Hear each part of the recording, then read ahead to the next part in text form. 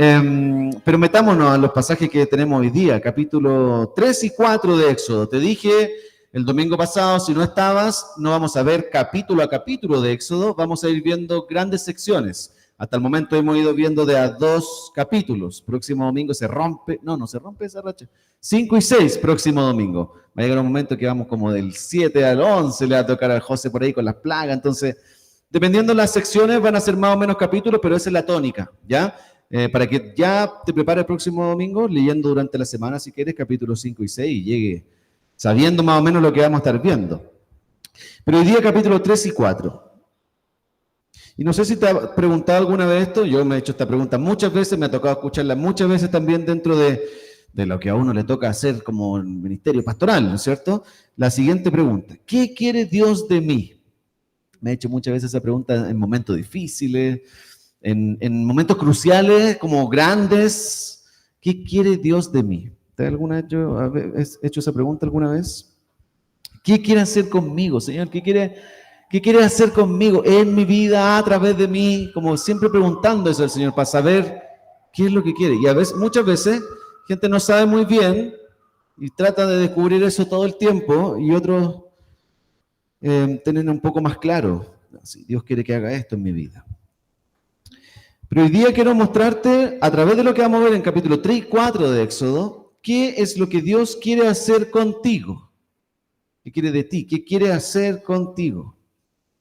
Y voy a darte, porque hoy día vamos a estar viendo justamente el llamado de Dios en estos pasajes, el llamado de Dios a Moisés específicamente, pero quiero que veamos qué quiere hacer Dios contigo específicamente. Vamos a ver 3 cositas relacionadas a eso, son 3 palabras sencillas. Usted sabe que tengo que hacerlo lo más sencillo posible para que te quede en tu mente. Entonces, lo que Dios va a hacer contigo, o quiere hacer contigo, es encontrarte en primer lugar, segundo lugar, transformarte, y en tercer lugar, usarte.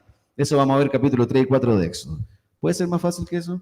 Encontrarte, transformarte, usarte. Yo creo que son 3 palabras que puedes recordar quizás fácilmente. ¿Por qué digo en primer lugar que Dios quiere encontrarte? Si te acuerdas del capítulo 1 y 2 que vimos el domingo pasado, casi Dios ni se menciona durante el capítulo 1 y 2. Es muy interesante. Faraón, Moisés, parteras, niños. Es una escena bien oscura, de mucha muerte. Vimos ahí opresión, esclavitud.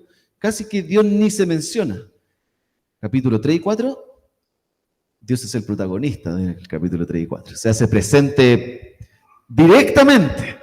Y Él va a hablar todo el tiempo, casi, en estas secciones.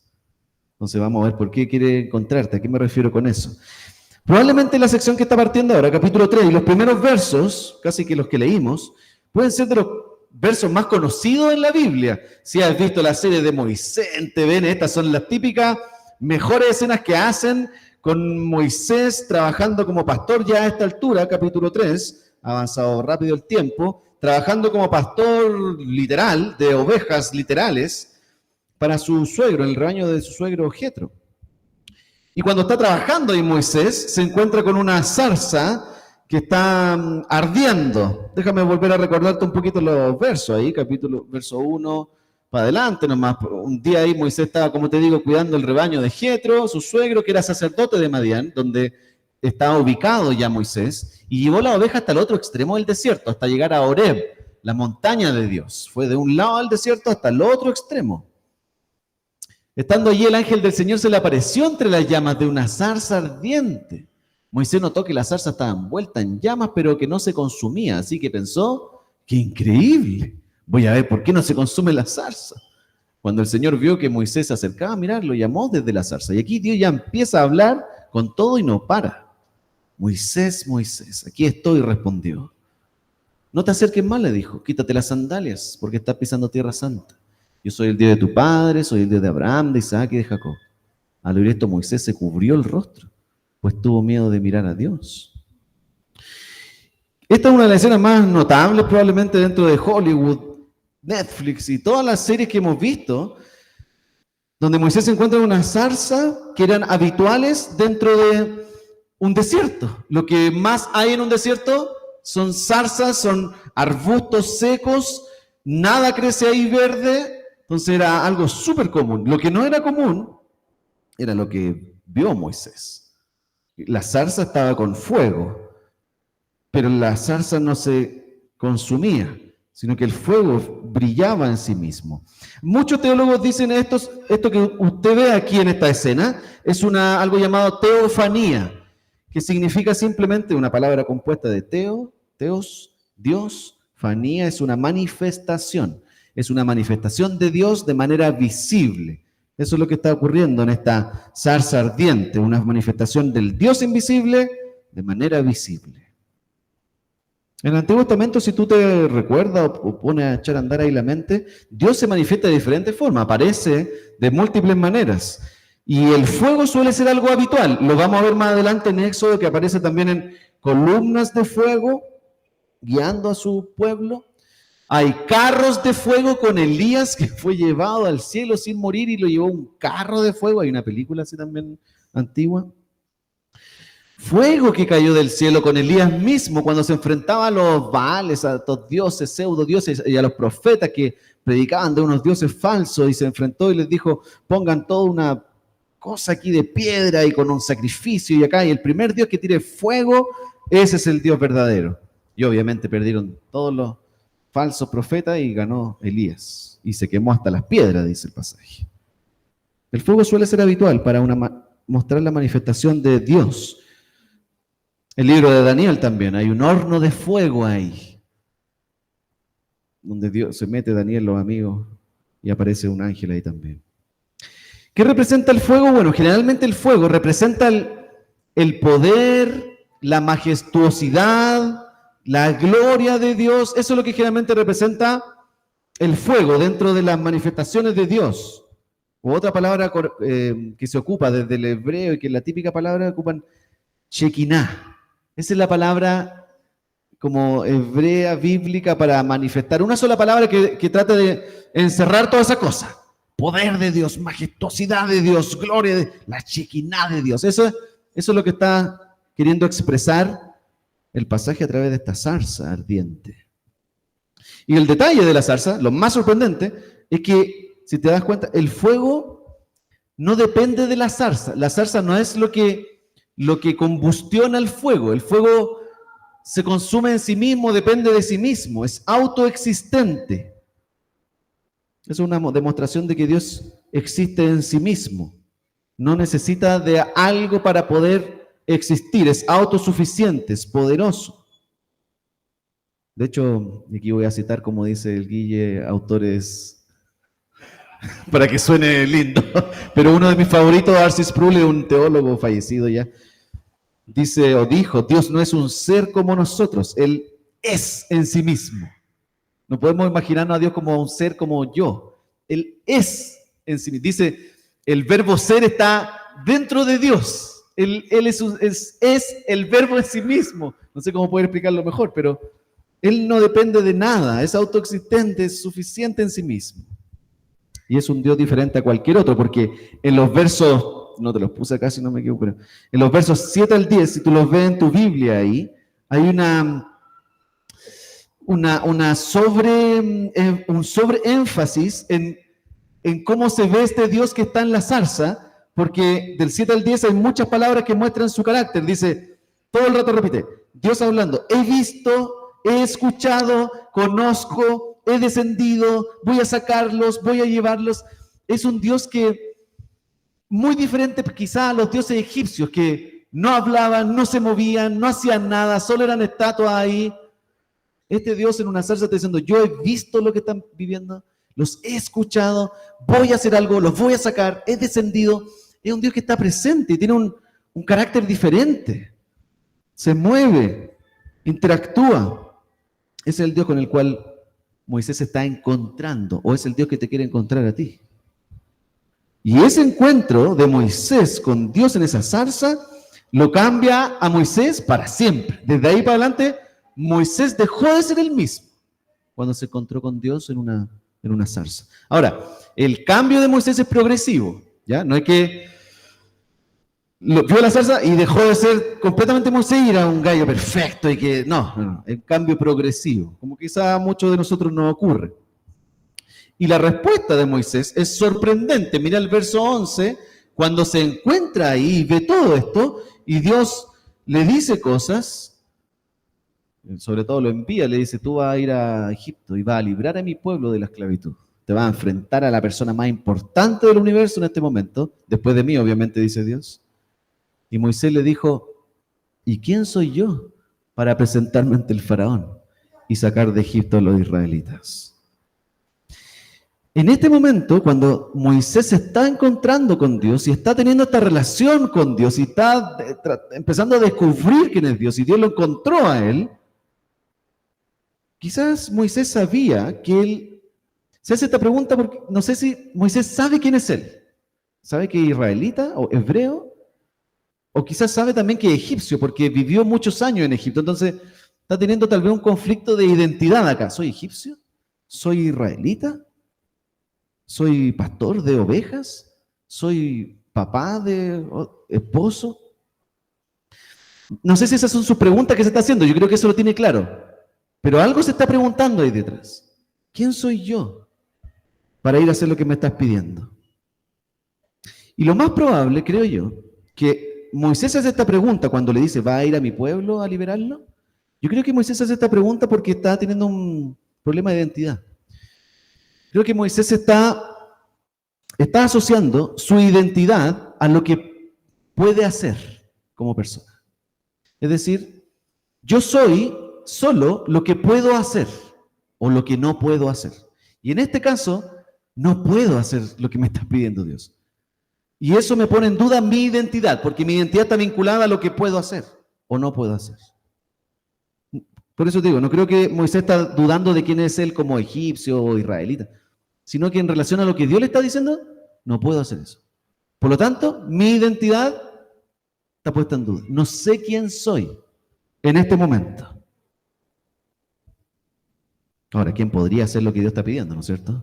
Ir a Egipto, enfrentarte a un faraón. ¿Quién podría? Obviamente. Probablemente todos diríamos lo mismo, no sé. Pero ¿qué le respondería la cultura del siglo XXI a Moisés ante su pregunta? ¿Quién soy yo? ¿Qué le diría Disney a Moisés? Moisés, tú eres especial, Moisés. Tú eres fuerte. Cree en ti mismo, Moisés. Tú has vivido en Egipto. Vienes de la realeza. Mírate, has logrado tantas cosas, Moisés. Tú puedes, vamos, solo cree en ti, Moisés. Esa sería una respuesta a su pregunta, de nuestra cultura, obviamente. Pero ¿qué le dice Dios? ¿Lo viste? En el verso 12. Lo único que le dice Dios a Moisés, yo estaré contigo. Y es una respuesta completamente diferente a la pregunta. ¿Quién soy yo, Señor, para hacer esto? Moisés. No te voy a decir quién eres tú, te voy a decir, yo voy a estar contigo. O sea, tu identidad está absoluta y completamente vinculada a mí. Si yo no estoy contigo, tú no vas a lograr lo que yo te estoy pidiendo hacer. ¿Estás dando cuenta? Hay un autor súper famoso, otra cita, Calvino, que es conocido. Calvino dijo, no sabremos nunca quiénes somos hasta que sepamos quién es Él. Tu identidad nunca va a estar segura, estable, clara, hasta que no conozcas a Dios, hasta que no sepas quién es Él. Y eso es lo que le está ocurriendo a Moisés. Al encontrarse con Dios, o Dios encontrando a Moisés, mejor dicho, y transformándolo de a poco. Vivimos en una cultura, obviamente ustedes saben, donde todo el mundo dice de alguna manera que conoce a Dios, cree en Dios. Anoche en el matrimonio conversando con gente, todo, claro, de alguna manera, sí fuimos a la iglesia de chico y sí, como que creo en Dios, todo, de alguna manera, más o menos, creen en Dios, tienen alguna estima hacia Dios o saben que hay un ser superior, pero ¿cuántos conocen a Dios como Dios quiere ser conocido? O como por lo menos Moisés se está encontrando ahora con Dios. Yo creo que eso hace toda la diferencia. Creo que hay un Dios, pero ¿conoces realmente al Dios que crees que está ahí? Como te dije, nuestra identidad nunca va a estar clara ni segura hasta que no conozcamos quién es Dios. Tu identidad siempre va a estar en búsqueda de algo y esa pregunta va a resonar en tu mente. ¿Quién soy yo? ¿Quién soy yo? ¿Quién soy yo? Hasta que conectas esa identidad con Dios y empieza a tomar sentido. Esto es lo que soy. Y eso va a producir todo el cambio en tu vida, en toda la área de tu vida. No puedes tener un encuentro personal y real con el Dios del universo, el Dios vivo, y seguir siendo igual. No es posible. Moisés se está encontrando con el Dios del universo y no puede volver a tu casa igual. Eso es algo que no puede ocurrir si acaso te encuentras con el Dios verdadero. Si no ocurre ese cambio, quiere decir que te encontraste con o tú produjiste un Dios a tu medida que se amolda a tus necesidades. Pero cuando te encuentras con el Dios vivo como Moisés, no puedes volver a la casa, o a tu vida, o a lo que eres igual. No es posible. El matrimonio empieza a cambiar, el carácter empieza a cambiar, los propósitos empiezan a cambiar, los hábitos cotidianos empiezan a cambiar porque quiero alinear todo lo que soy a lo que Él es en primer lugar.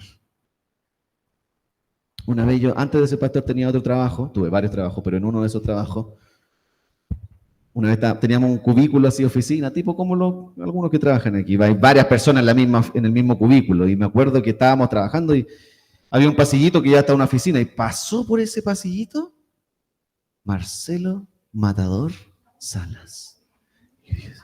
Casi que le vi la espalda, así como Moisés. A Dios le vio la pura espalda y fue como, ¡wow! Ese destello de encuentro de 2 milisegundos me dejó impactado todo el resto del día, me acuerdo, hasta el día de hoy, por eso lo estoy contando, si no, no me acordaría. Pero si eso pasa con una persona que si no hubiese sido futbolista, Marcelo Salas, lo veo en la esquina aquí, ni lo pescaría, no tiene pinta de nada, pero si eso pasa con una persona, ¿cuánto más con el Dios del universo, creador, sustentador? ¿Cuánto más debiera cambiar el resto de mi vida solo por conocer a Dios?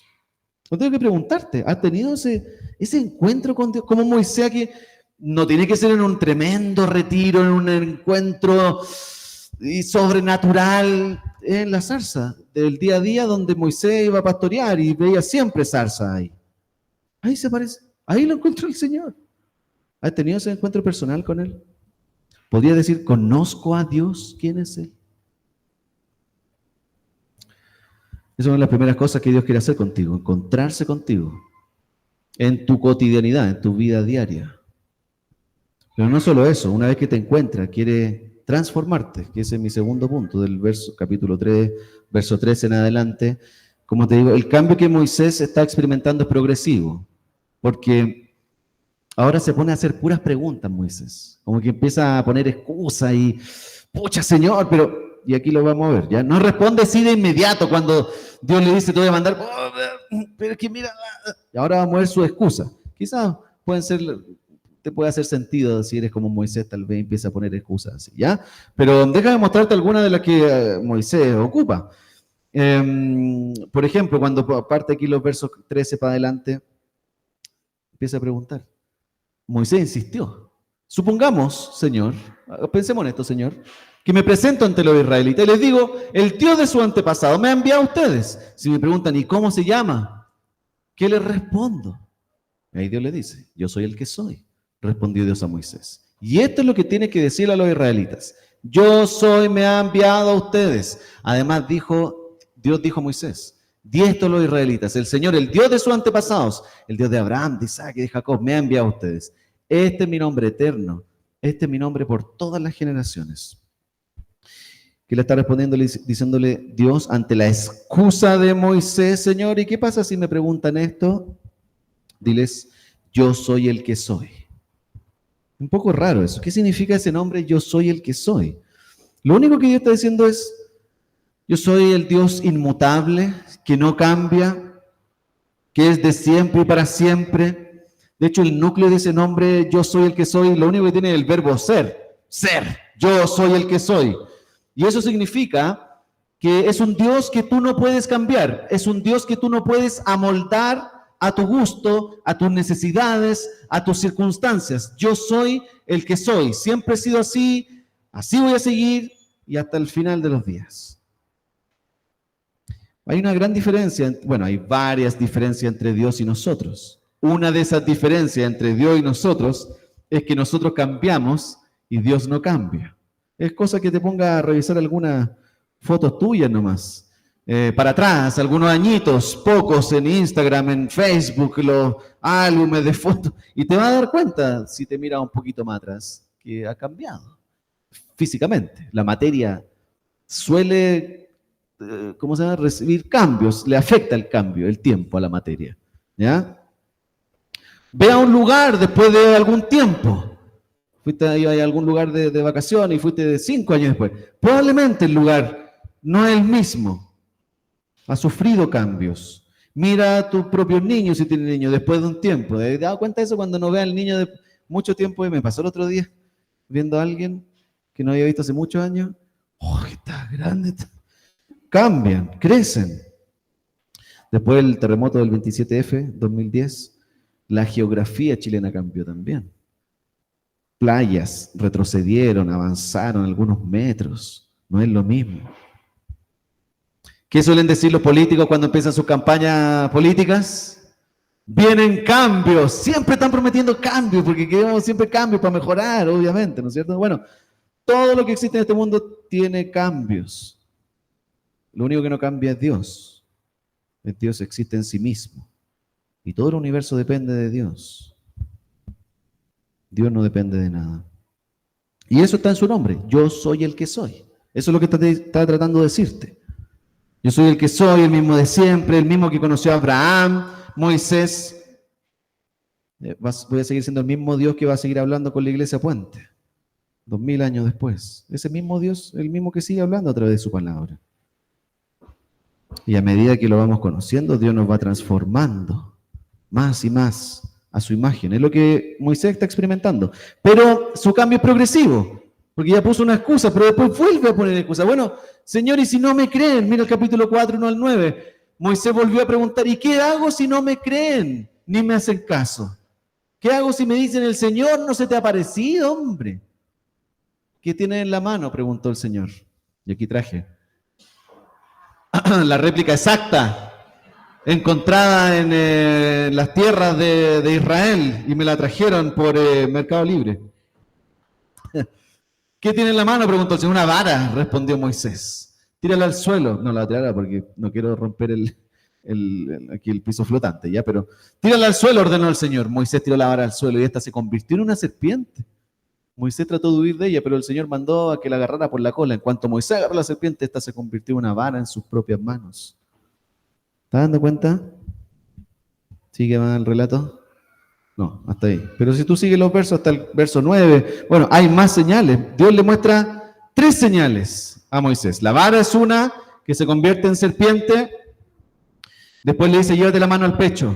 Y la saca de nuevo, y está seca la mano.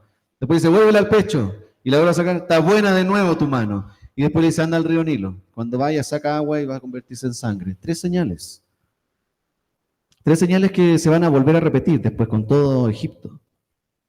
Pero lo único que quieren mostrar las señales no es cuán capaz es Moisés de hacer estas cosas y impresionar a la gente, sino cuán poderoso es Dios. Y esas señales no solo la va a ver Moisés, la va a ver todo el pueblo y la va a ver Egipto también. Después le sigue diciendo en el verso 10, pero Señor, no hablo bien, mi hablamiento no es el mejor, Señor. Verso 10 del capítulo 4. Nunca me distinguí por mi facilidad de palabra, objetó Moisés. Sigue poniendo, a ver, ya, pero no me resultó con el Señor ahora. No hablo tan bien. Bueno, Dios puede ser a cualquiera para que lo que Él quiera hacer. Hizo hablar a un burro, ¿no es cierto? El burro de Balaam. No voy a poder hacerte hablar, Moisés. Y la verdadera razón de fondo, ya cuando no le quedan más excusas a Moisés, verso 13. Señor, insistió Moisés, te ruego que envíe a alguna otra persona. La verdad, Señor, no quiero ir yo. No quiero, en serio. Ya a esa altura, yo creo que cualquiera de nosotros habríamos desistido con Moisés. A la primera excusa ya como, este compadre ya no hay caso. Busquemos a otro, alguien que esté más dispuesto. Pero Dios sigue perseverando con Moisés. Y a pesar de excusa tras excusa tras excusa, le dice en su gracia, bueno, te va a acompañar tu hermano, ¿qué te parece? Él habla bien y él va a ser tu vocero y tú vas a ser mi vocero con Aarón y Aarón con el pueblo. Vamos a tener una cadena de comunicación.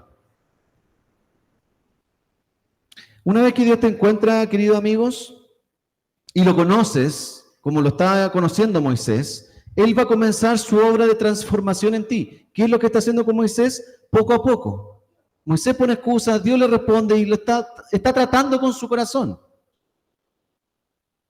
No va a desistir Dios hasta que tú seas más como Él, hasta que obre y transforme y moldee tu corazón. O como dice Pablo en Filipenses, el que comenzó la buena obra la va a terminar.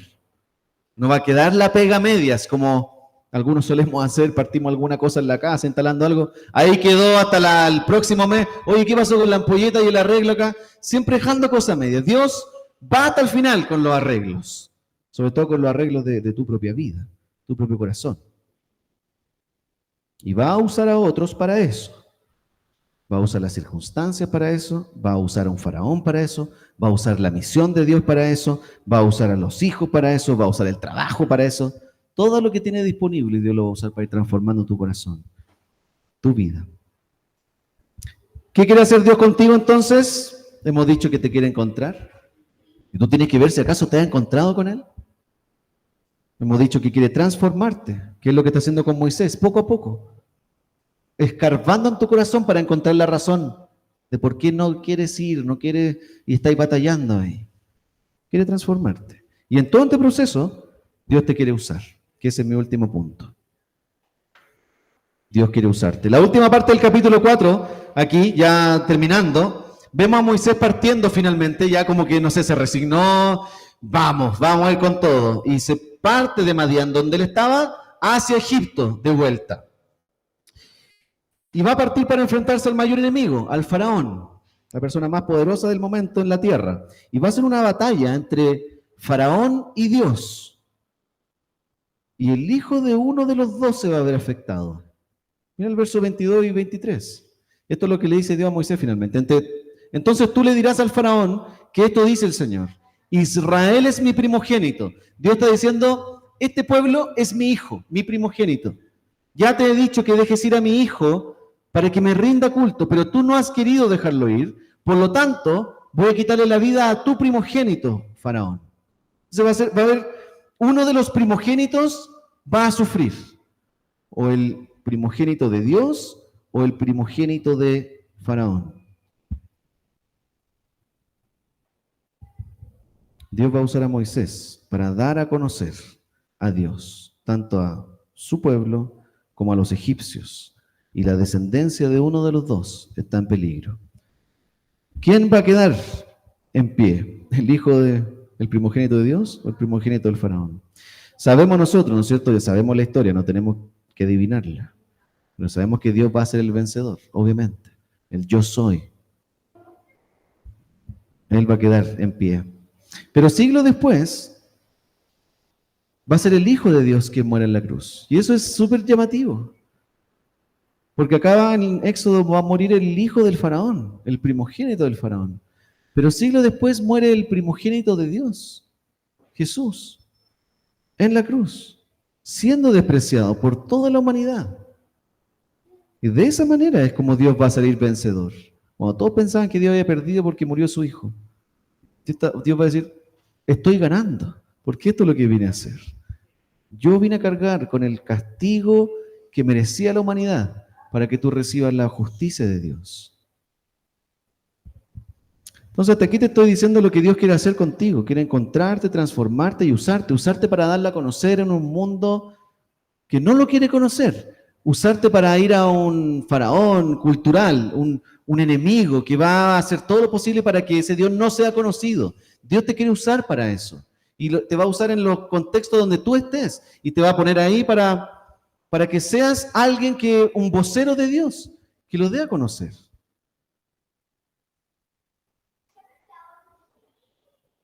La pregunta es, ¿de qué lado vas a estar tú? ¿Vas a estar del lado del primogénito del faraón? ¿O vas a estar del lado del primogénito de Dios? Y esa creo que es la pregunta con la que cierra Moisés o Éxodo capítulo 3 y 4. ¿Vas a estar del lado del faraón y su primogénito? ¿O de Dios y su primogénito? ¿Cuál es tu equipo? ¿Cuál es tu bando? ¿Dónde estás tú hoy día ahí? Los últimos versos de este capítulo creo que ponen ese desafío, casi al final, cerrando. Y son los versos más raros que pueden haber en la Biblia. Si hay versos raros en la Biblia, estos son. Y como leemos siempre la Biblia en serie, no me puedo saltar estos versos. No puedo hacerle vista gorda y decir, oh, terminamos acá y vamos. Tengo que pasar por ahí. Porque creo que es el desafío que el pasaje te va a hacer. ¿De qué equipo está ahí? ¿De qué lado? ¿La U hoy día para ganar el clásico? ¿O los pecadores del Colo? ¿Qué lado vas a elegir? ¿Primogénito de Egipto o primogénito de Dios? Mira los últimos versos, que son los más raros, porque cuando finalmente Moisés, después de toda su batalla, va a Egipto, Dios casi mata a Moisés. Después de que Moisés, más lo que le costó decir, ya voy, Dios casi se lo echa. Mira, verso 25 para adelante. Menos mal que la esposa de Moisés salvó el día. Pero Séfora, tomando un cuchillo de piedra afilada, cuando iban camino a Egipto, llegaron a una posada, Dios casi mata a Moisés, y Séfora tomó un cuchillo de piedra afilada, cortó el prepucio a su hijo, circuncidó a su hijo, luego tocó los pies de Moisés con el prepucio y dijo, no hay duda, tú eres para mí un esposo de sangre. Después de eso, el Señor se apartó de Moisés, pero Séfora había llamado a Moisés esposo de sangre por causa de la circuncisión. ¿Cómo entendemos esos versos? Estuve toda la semana tratando y orando y buscando y entendiendo qué está pasando acá. Yo creo, hay varias opciones. Aquí hay un montón de opciones que teólogos dicen esto puede significar. Yo me voy a lanzar por una. De ahí podemos estar de acuerdo, tú puedes buscar más información. Pero la que yo creo que es. Creo que Moisés no había circuncidado a su hijo, porque aquí lo está haciendo su esposa. Moisés no había circuncidado a su hijo como debía hacerlo, quizás porque tuvo tanto tiempo en Egipto que ya no se sentía tan hebreo y no hizo lo que tenía que hacer como hebreo. Recuerda que la circuncisión era la señal de la entrada al pueblo de Dios. Todos los que estaban circuncidados eran parte del pueblo de Dios. Si tú no eras circuncidado, estabas fuera del pueblo del pacto. Eras un incircunciso, considerado un extranjero. Todo miembro del pueblo de Dios era circuncidado. Es decir, el hijo de Moisés, hasta ese momento, Gersón se llamaba, está fuera del pacto. Moisés está casado, pero tiene un hijo incircunciso, que no es parte del pueblo del pacto. Por lo tanto, Moisés aquí creo que está experimentando lo que Dios va a hacer con los egipcios antes de llegar a Egipto. Creo que está experimentando lo que Dios va a hacer ahí. Emitir un juicio contra todos aquellos que no sean parte del pueblo de Dios. Por eso estoy preguntando de qué lado está ahí. ¿Primogénito de Egipto o primogénito de Dios? Gracias a Dios, hoy día no necesitamos la circuncisión. ¿Cuántos dicen amén? Pero sí necesitamos la fe, que es la manera de ser parte del pueblo de Dios, por fe en la sangre de Jesús. Y eso me hace parte del pueblo de Dios o no. No es cómo me porto, no es en base a mi desempeño semanal, solamente por la fe en Jesús. Tal como enseñó Pablo en Colosenses. Ese Colosense le dice a su hermano, además en él fueron circuncidados, en Cristo. No por mano humana, sino con la circuncisión que consiste en despojarse del cuerpo pecaminoso. Esta circuncisión la efectuó Cristo. Ustedes la recibieron al ser sepultados con Él en el bautismo. En Él también fueron resucitados mediante la fe en el poder de Dios, que lo resucitó ante los muertos. Antes de recibir esa circuncisión, ustedes estaban muertos en sus transgresiones.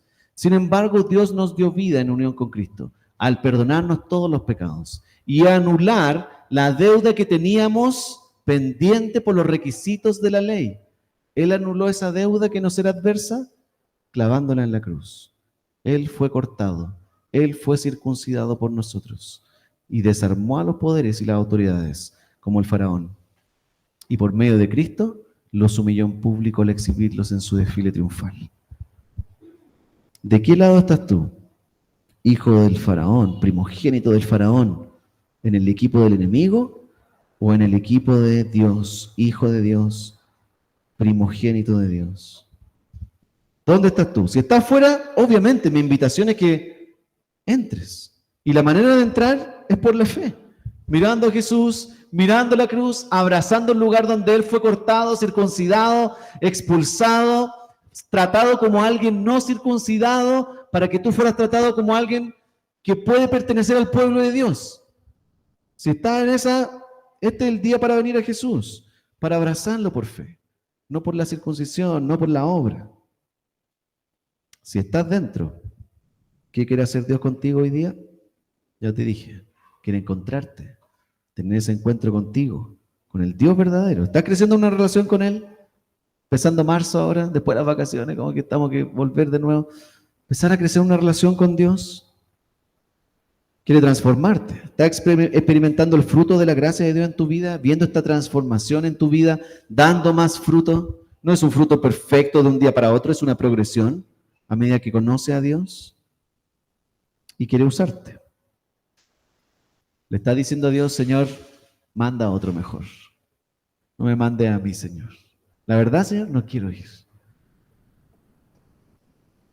El último verso 31 termina con Israel adorando a Dios. No sé si lo viste ahí al final. El pueblo creyó y al oír que el Señor había estado pendiente de ellos y había visto su aflicción y que hizo algo Dios, los israelitas se inclinaron y adoraron al Señor. Esa es la mejor manera que hoy día podríamos terminar, adorando al Señor, porque no solo escuchó nuestras oraciones, sino que descendió, no en una zarza, sino en una cruz, y vino a hacerse presente. ¿Qué les parece si terminamos adorando al Señor? Próxima semana comienza el enfrentamiento con el enemigo. Prepárate, porque todavía estamos preparándonos para enfrentarnos al enemigo.